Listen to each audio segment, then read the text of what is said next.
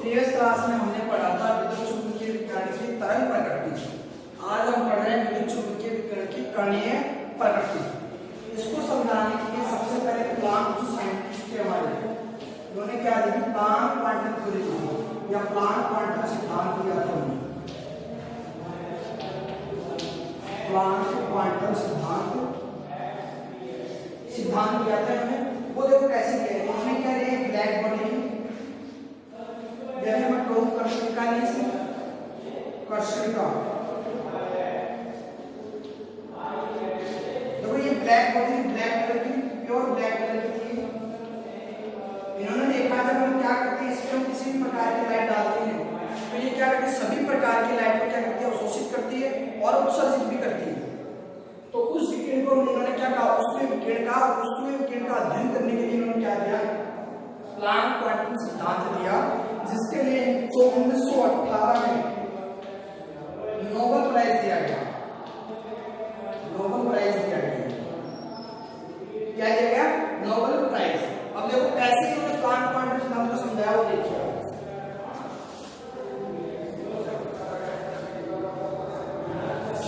आपने देखा होगा जब आप सोलर लाइट से क्या करते हो, आप इलेक्ट्रिसिटी बनाते हो, वहां पे आप ब्लैक कलर के लिए तो ताकि मैक्सिमम को क्या कर सके, एब्जॉर्ब कर सके और इमिट कर सके एनर्जी, तभी तो वहां पे इलेक्ट्रिसिटी आपको बहुत अच्छे तरीके से मिल जाती है।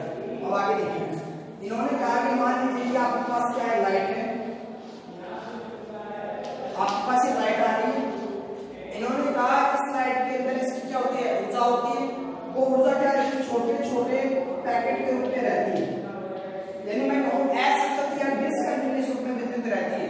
वे कंटिन्यूअस होते, जैसे आप टीवी स्क्रीन देखते हो तो टीवी स्क्रीन पे क्या होता है, जैसे फोटोन की एनर्जी आती है, फोटोन की एनर्जी आपस में मिलती है और आपको एक प्रिंट दिखाई देता है, बाहर कलर दिखाई देता है पूरी स्क्रीन के ऊपर। लेकिन अगर वो डिसकंटिन्यूअस हो, टुकड़े टुकड़े में हो, तो आपको क्या लगेगा, क्या वो अच्छे से इमेज बन पाएगी, नहीं बन पाएगी, क्योंकि वहां पे क्या हो रहा है, छोटे टुकड़े के रूप में वितरित हो रहे हैं। इन ऊर्जा पैकेट्स को इन्होंने क्या कहा, ये ऊर्जा पैकेट थे छोटे छोटे, इन ऊर्जा पैकेट को उन्होंने क्या कहा, क्वांटा या फोटोन। क्या कहा उनको, फोटोन। ऊर्जा पैकेट, क्वांटा या फोटोन कहा है। फिर इन्होंने देखो एक चीज दी यहाँ पे क्वेश्चन की, जो एनर्जी होती है, ये जो एनर्जी है फोटोन वाली, ये एनर्जी बराबर होती है h न्यू की। इसके बराबर होती है h न्यू की। इन्होंने कहा कि एक फोटोन का ऊर्जा पैकेट है वो कितनी एनर्जी रखता है, h न्यू रखता है। h क्या था यहाँ पे, प्लांक स्थिरांक या प्लांक कांस्टेंट। इसका मान कितना था, यहाँ पे लिख देता हूं मैं, h का मान था 6.626 into 10 की पावर -34 जूल सेकेंड। ये था यहाँ पे प्लांक कांस्टेंट का मान। अब आगे देखिए आप, अगर मैं यहाँ कह दूं ये तो एक फोटोन की मैं मान लेता हूँ, यहाँ कितने फोटोन हो, n फोटोन को मैं यहाँ लेती हूँ तो टोटल फोटोन की एनर्जी आ जाएगी मेरे पास।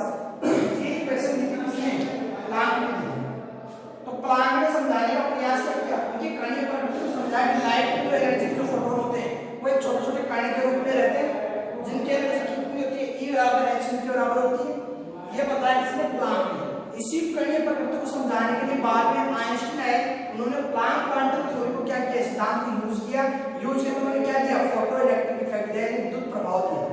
फोटो विद्युत प्रभाव यानी प्रकाश विद्युत प्रभाव दिया। क्या दिया, प्रकाश विद्युत प्रभाव। अब देखिए प्रकाश विद्युत प्रभाव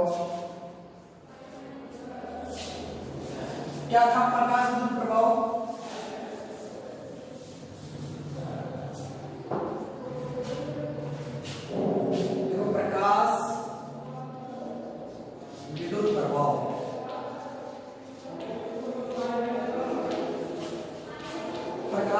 प्रभाव आपको बता दें किसने दिया था, आइंस्टीन ने दिया था।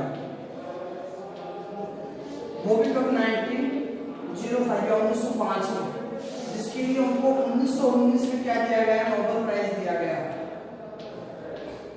1921 को उनको क्या दिया गया, नोबेल प्राइज दिया गया। प्लांक के 3 साल बाद उनको 1980 में दिया गया था, इनको 1921 में दिया गया। क्या दिया, उन्होंने क्या दिया, निर्वात चेंबर या निर्वात कक्ष दिया। क्या लिया, निर्वात कक्ष।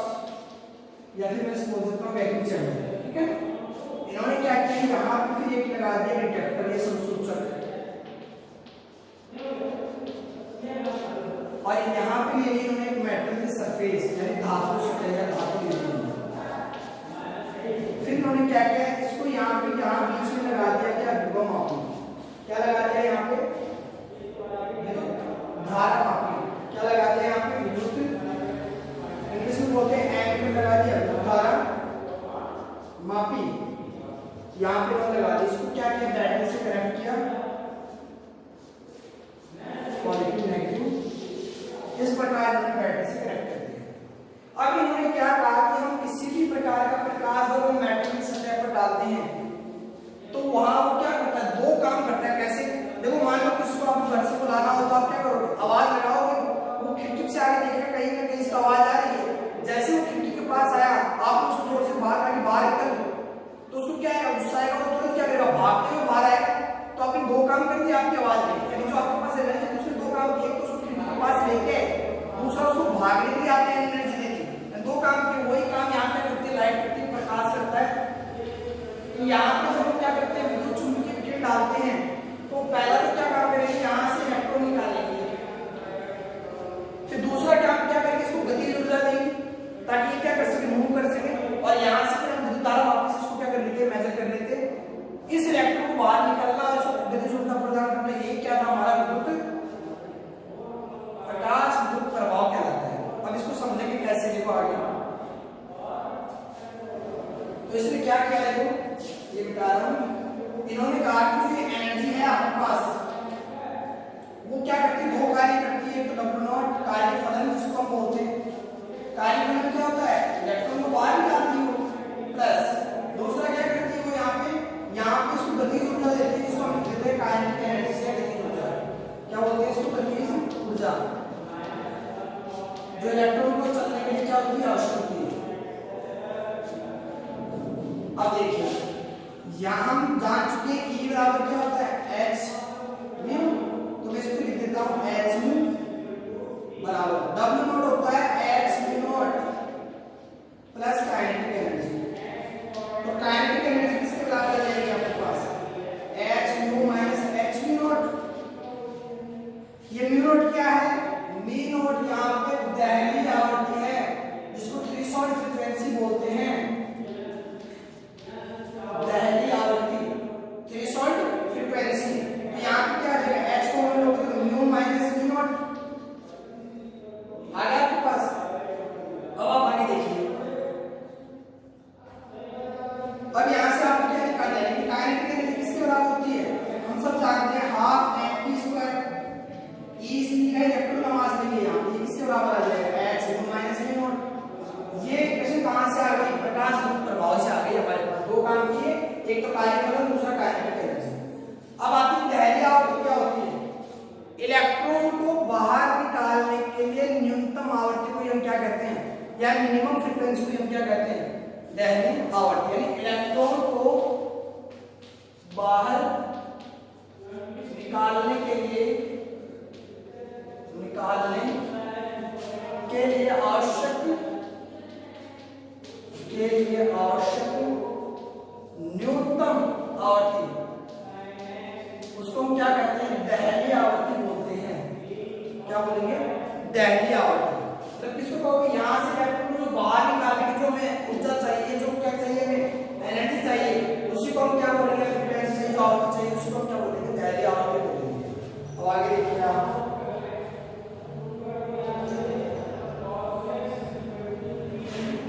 अब एक चीज और देखो, ये तो पहला पॉइंट था दहली की आवृत्ति को हमें चाहिए क्या, इलेक्ट्रॉन बाहर निकालने के लिए।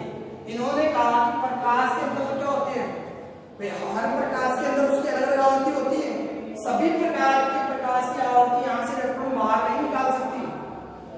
कौन सी आवृत्ति बाहर निकालेगी, तो जिसके पास दहली आवृत्ति हो वही क्या कर सकती है, इलेक्ट्रॉन को बाहर निकाल सकती है। ध्यान रखना, सभी प्रकार का प्रकाश क्या नहीं कर सकता, इलेक्ट्रॉन बाहर नहीं निकाल सकता, या सभी प्रकार की विकिरण क्या नहीं कर सकती, इलेक्ट्रॉन को बाहर नहीं निकाल सकती।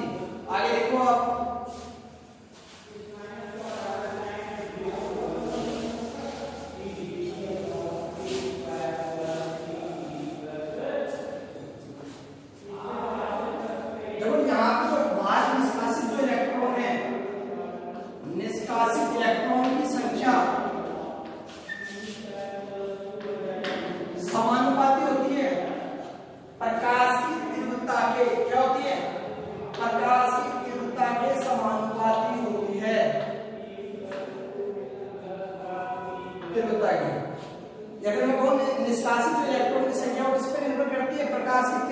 पे यदि प्रकाश की तीव्रता ज्यादा होगी तो बाहर निकलने वाले इलेक्ट्रॉन की संख्या भी क्या होगी, ज्यादा होगी। फिर अगला पॉइंट देखो, इन्होंने कहा कि जैसे ही आप धातु के ऊपर क्या डालते हो, लाइट डालते हो, तुरंत क्या निकल जाता है, वहां से इलेक्ट्रॉन निकल जाता है। यदि मैं कहूं इनके बीच में कोई ऊर्जा या अंतराल नहीं होता, क्या नहीं होता, अंतराल नहीं होता, तो आप देख सकते हो यहाँ पे धातु की सतह से प्रकाश को टकराते ही, धातु की सतह से प्रकाश पुंज टकराते ही, प्रकाश पुंज टकराते ही इलेक्ट्रॉन बाहर निकल जाते हैं। टकराते ही उस सतह से इलेक्ट्रॉन निकलते हैं, उस सतह से इलेक्ट्रॉन निकलते हैं। तो बस मैं बता देता हूँ आपको, इसके अंदर क्या नहीं होता। जैसे मान लीजिए आपके धातु की यहाँ पे आपने लाइट डाली, जैसे ही लाइट निकली तुरंत क्या हो जाएगा, बाहर इलेक्ट्रॉन निकल जाएगा। इसी प्रकार इसमें क्या नहीं आता, अंतराल नहीं आता है। ऐसा नहीं पहले लाइट को लेगी फिर उसके बाद धीरे धीरे इलेक्ट्रॉन को बाहर निकालेगी, जैसे लेगी तुरंत क्या कर देगी, बाहर इलेक्ट्रॉन निकाल देगी। ये इसका दूसरा पॉइंट था। आगे देखिए,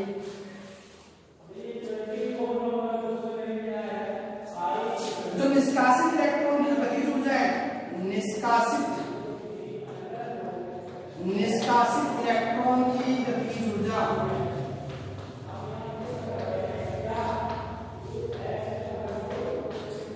देखो निष्कासित इलेक्ट्रॉन की गतिज ऊर्जा क्या होती है,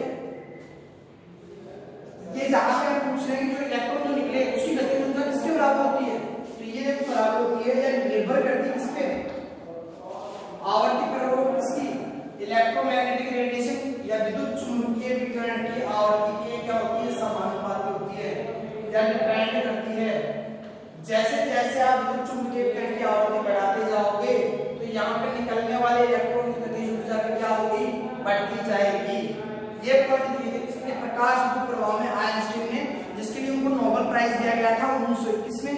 1905 में उन्होंने नियम दिया था, किसको यूज करते हुए, प्लांक के क्वांटम सिद्धांत को यूज करते हुए। फिर आपको बता दें इसमें क्या रिक्वायरमेंट होती है, मेटल और इलेक्ट्रॉन से क्या होता है, मेटल सरफेस से लाइट से टकराना और इलेक्ट्रॉन का निकलना, उसके बीच में किसी भी प्रकार का कोई ऊर्जा अंतराल या अंतराल नहीं पाया जाता है। जो निष्कासित इलेक्ट्रॉन की संख्या होती है किस पे डिपेंड करती है, प्रकाश की तीव्रता पर निर्भर करती है। आगे देखिए, अब मैं एक प्रश्न दे रहा हूं आपको, देखो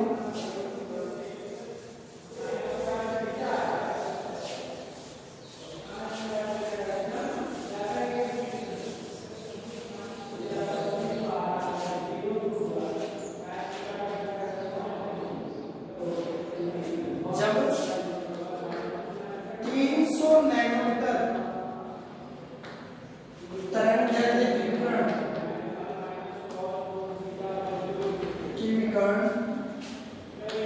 या विकिरण सोडियम धातु की सतह से टकराती है, सोडियम धातु की सतह से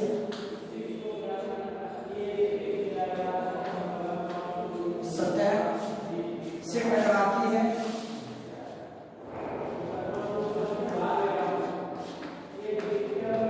टकराती क्या हो, इलेक्ट्रॉन बाहर निकलेंगे, इलेक्ट्रॉन बाहर निकलते हैं, इलेक्ट्रॉन बाहर निकलते हैं, जिनकी गतिज ऊर्जा, जिनकी गतिज ऊर्जा, जिनकी गतिज ऊर्जा कितनी है, 1.68 या 1.68 ये उसकी क्या है, गतिज ऊर्जा है, जूल मॉल इनवर्स, जूल प्रति मोल। ये उसकी क्या है, गतिज ऊर्जा है। आपको निकालना क्या है यहाँ पे,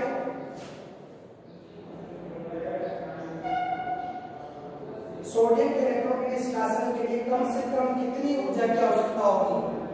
सोडियम के इलेक्ट्रॉन निकालने के लिए, सोडियम के इलेक्ट्रॉन निकालने के लिए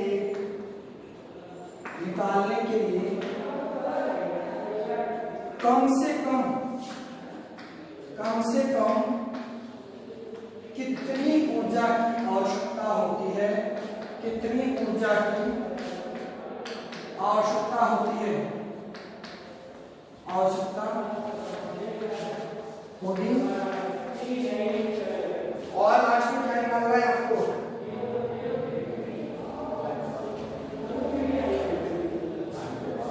किसी प्रकाशित इलेक्ट्रॉन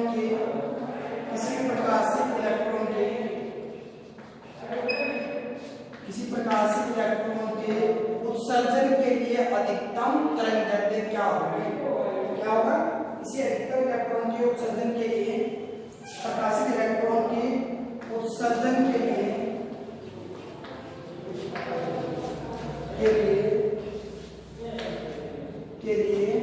तरंगदैर्घ्य क्या होगी, ये हमारा क्वेश्चन आपके एनसीईआरटी में गिवन है। अब आप देखिए, आपके पास एनसीईआरटी के क्वेश्चन गिवन है, आप जानते हो E बराबर क्या होता है, h u, और हम जानते हैं इसको क्या लिख सकते हैं, Sc/λ। h हमारे पास क्या था, 6.626 into 10 की पावर 34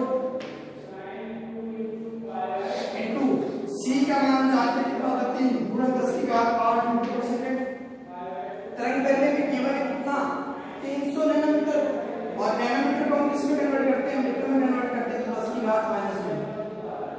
जब आप इसका सॉल्यूशन करते हैं तो आपके पास आता है 6.626 10 की पावर 19 6.626 into 10 की पावर 19 जूल। ये आपके पास क्या आता है आंसर, ध्यान रखना 1 नैनोमीटर किसके इक्वल होता है, 10 की घात -9 मीटर के बराबर होता है, तभी इसको 10 की घात -9 से लेके गुणा किया है। ये आपके पास क्या आ गई, एनर्जी आ गई। अब एक मोल फोटोन की ऊर्जा देखिए, एक मोल फोटोन की ऊर्जा, एक मोल फोटोन की ऊर्जा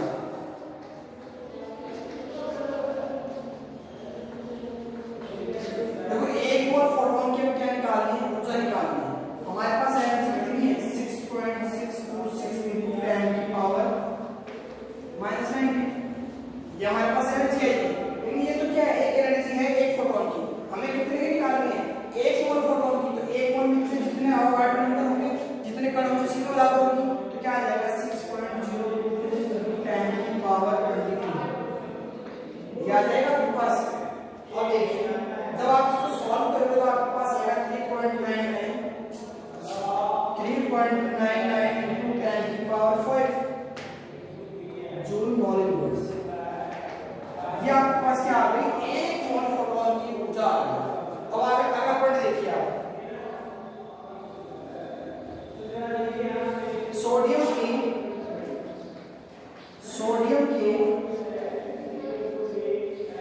के 1 मोल इलेक्ट्रॉन के निष्कासन के लिए आवश्यक ऊर्जा, निष्कासन के लिए आवश्यक ऊर्जा। अब आपको क्या निकालना है, 1 मोल इलेक्ट्रॉन के लिए आपको निष्कासन के लिए आवश्यक ऊर्जा क्या करनी है, कैलकुलेट करनी है। तो इसके लिए देखो क्या करते हैं, हमारे पास टोटल एनर्जी कितनी है, 1 मोल फोटोन की ऊर्जा कितनी है, 3.99, और हमारे पास गतिज ऊर्जा कितनी गिवन थी, 1.68 into 10 की पावर 5, ये आएगा 2.31 into 10 की पावर 5। मैं बताता हूँ ये कैसे निकाला आपने देखा था E क्या था, प्रकाश विद्युत प्रभाव में W0 प्लस काइनेटिक एनर्जी।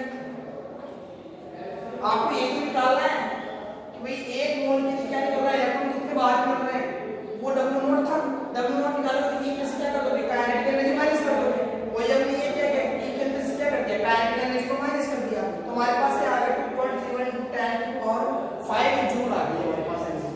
अब आगे देखो, एक इलेक्ट्रॉन की आप आवश्यक ऊर्जा देखो, आप मैं इसको बता रहा हूं, एक इलेक्ट्रॉन के लिए आवश्यक ऊर्जा, ये